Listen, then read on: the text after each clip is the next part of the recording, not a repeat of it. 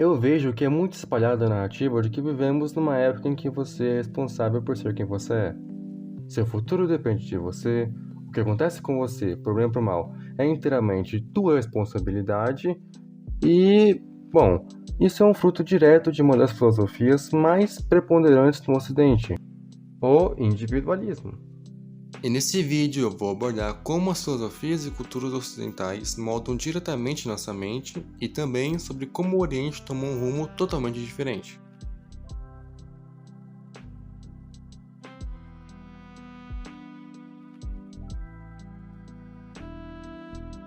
Antes de tudo, eu quero desmentir esse senso comum que eu comentei no início. De fato, obtemos um pouco mais de controle sobre nossa identidade na fase adulta, mas ainda assim, nascemos uma folha em branco, e quem preenche essa folha é a cultura.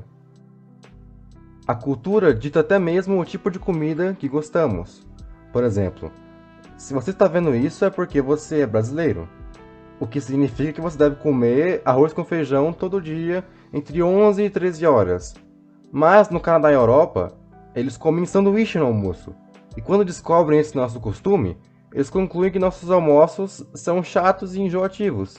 E isso até poderia ser verdade se não estivéssemos tão acostumados com isso.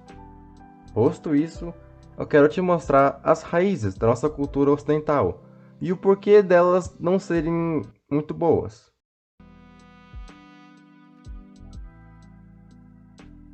Já se perguntou por que nas aulas de filosofia existe tanto conteúdo sobre os gregos, sobre movimentos inspirados nas ideias gregas, mas não falam muito sobre outras filosofias que também são muito influentes e famosas, como o budismo ou o islamismo? Primeiro, nosso parlamento é enviesado e preguiçoso. Segundo, faz mais sentido mesmo discorrer mais sobre os gregos porque foram eles que fundaram o pensamento ocidental.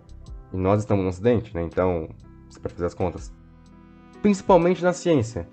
Porque, veja bem, os gregos eram muito sistemáticos e tinham uma obsessão por categorizar o mundo em sua volta em pedaços mais simplificados. E ciência é basicamente isso: pegar as coisas, isolar elas de seus contextos e analisá-las. Mas antes disso, o ser humano era minimalista.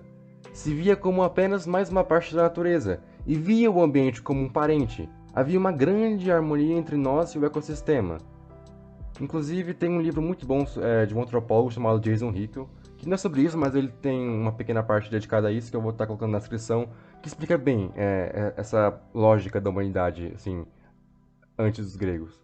Mas então, os gregos, principalmente por via de Platão, com a sua ideia do mundo sensível e inteligível, começaram a separar a humanidade da natureza e desenvolveram uma espécie de complexo de superioridade coletiva. Depois, essas ideias dominaram Roma, que dominou a Igreja, que dominou a Europa, que dominou o Ocidente, e assim essas ideias se alastraram pelo mundo. Muitos comportamentos tipicamente ocidentais, como uma busca incessante pela verdade, a necessidade de estar certo, expansionismo e até mesmo a democracia, vieram dos gregos. Aliás, a filosofia ocidental, exceto por algumas correntes específicas, tipo o absurdismo, são apenas nota de rodapé na filosofia de Platão. Mas tem um lugar do mundo chamado Ásia Oriental que não teve esse tipo de influência. Essa parte do Oriente, no geral, seguiu a própria filosofia. Lá foi muito influente o confucionismo, que é a ética anticorrupção de um cara chamado Confúcio, na qual foi projetada para curar a corrupção do Estado e estabelecer a igualdade na China. O taoísmo, que entende que crenças ou teorias são insuficientes de modo que se atinja o wei, o princípio da não ação. Até mesmo as religiões são extremamente divergentes. Por exemplo, no Japão, a religião mais famosa é o Shintoísmo, que embora tenha algumas deidades e até um clero, não possui um livro sagrado ou um sistema de regras ou algo assim. Eles focam mais no relacionamento do ser humano com a natureza e no comportamento das pessoas. Tanto que, quando o budismo chegou no Japão, ao invés de ter uma guerra civil por influência ou algo assim, o Shintoísmo acolheu o budismo, e juntos eles são as correntes mais influentes no Japão há cerca de 2500 anos. Só para não causar confusão, as pessoas ainda exerciam suas individualidades, mas faziam isso de um jeito que não prejudicasse a harmonia entre a família, comunidade e natureza. O minimalismo também existe no Oriente, só que lá ele tem a função de providenciar uma contemplação espiritual, enquanto no Ocidente, minimalismo é sobre eficiência. Seria injusto dizer que a Ásia Oriental obteve esse estilo de vida diferenciado só pela filosofia. Até porque lá também ocorreu guerras, corrupção e imperialismo. O que acontece é que houve outros fatores que moldaram a realidade oriental. A principal fonte de sustento na Ásia Oriental foi o cultivo de arroz, o que exigia esforço coletivo e organização. Já no Ocidente, as fontes principais eram pastoreio, pesca e negociação de mercado, que são atividades mais individuais. E, como você deve imaginar, isso teve um impacto enorme na cultura. Isso porque, como eu falei, eles priorizam bastante o contexto e a conexão entre as informações. Logo, eles acabam tendo uma capacidade maior de processar informação. Sem contar que a língua também ajuda muito, né? Eles conseguem comprimir mais informação, já que eles usam um sistema de caracteres, não de letras, que nem o nosso.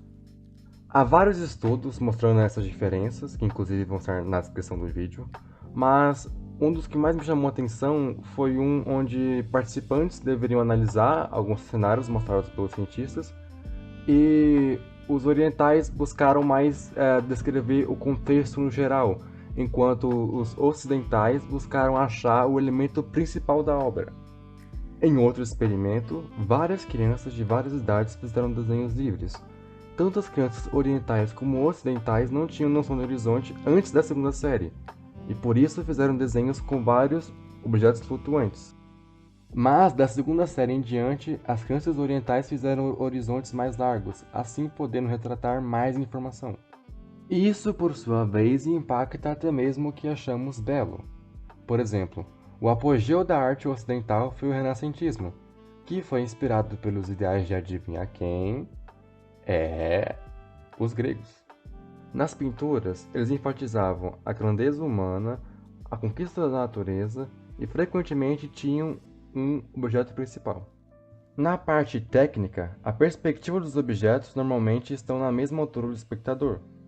Tudo isso condiz com as tendências da época, que eram o retorno à cultura grega e o começo do individualismo. Já na arte oriental, há várias perspectivas diferentes, como por exemplo a visão de pássaro, que proporciona um ambiente mais amplo. Eles tentavam fazer desenhos com múltiplos pontos de vista, como se o espectador pudesse ir até o cenário. Tanto que pessoas que estão acostumadas com a arte ocidental podem achar a arte oriental estranhamente plana ou distorcida. Curiosamente, um cientista percebeu que ao serem expostos a obras japonesas por algum tempo, alguns participantes do experimento começaram a perceber mais o contexto das obras. Então talvez seja uma boa ideia consumir mais obras orientais. Depois de tudo isso, eu espero que você que está assistindo olhe para a sua cultura e para a sua própria mentalidade com um olhar mais crítico e cético. Eu passei um sufoco para colocar o máximo de informação que eu obtive nos estudos no vídeo, mas mesmo o roteiro ficando gigante, muita coisa ficou de fora. Então, não esqueça de checar as fontes. E continue no canal, porque ainda há muito a se estudar.